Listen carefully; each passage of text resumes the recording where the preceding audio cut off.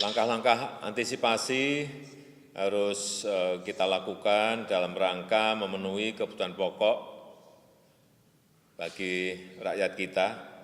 Oleh sebab itu, yang pertama saya ingin agar dilakukan hitungan yang cepat, asesmen yang cepat terhadap kebutuhan bahan pokok setiap daerah, setiap provinsi, agar dihitung mana provinsi yang surplus, mana provinsi yang defisit, berapa produksinya, semuanya harus kita hitung.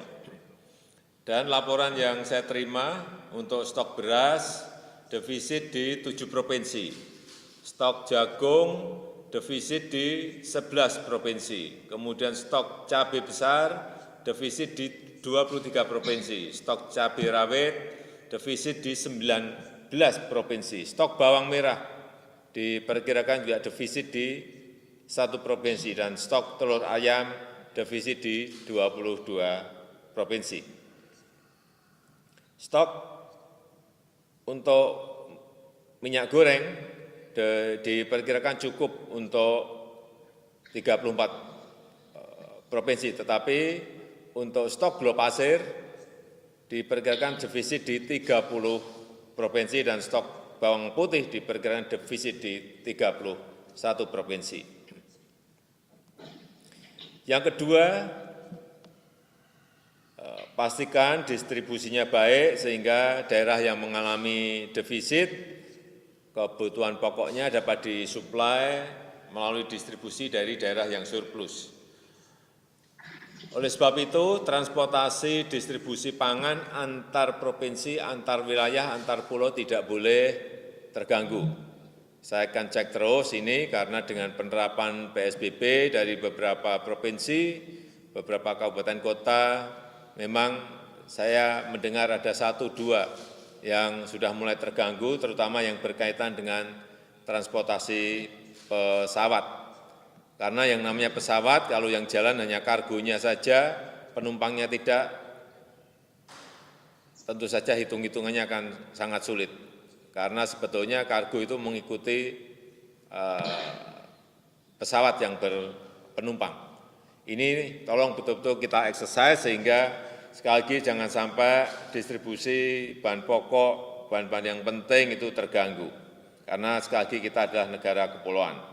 Kemudian yang ketiga, manajemen pengelolaan beras, ini khusus soal beras.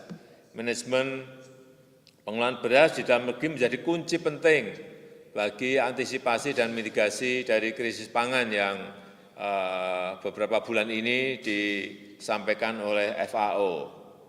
Oleh sebab itu, sekali lagi kalkulasi secara detail,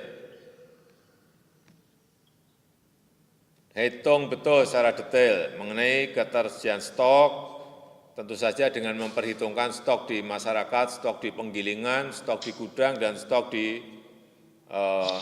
bulog. Dan kita berharap puncak panen raya di bulan April ini produksi beras kita, kemarin saya mendapatkan laporan bisa mencapai 5,62 juta ton.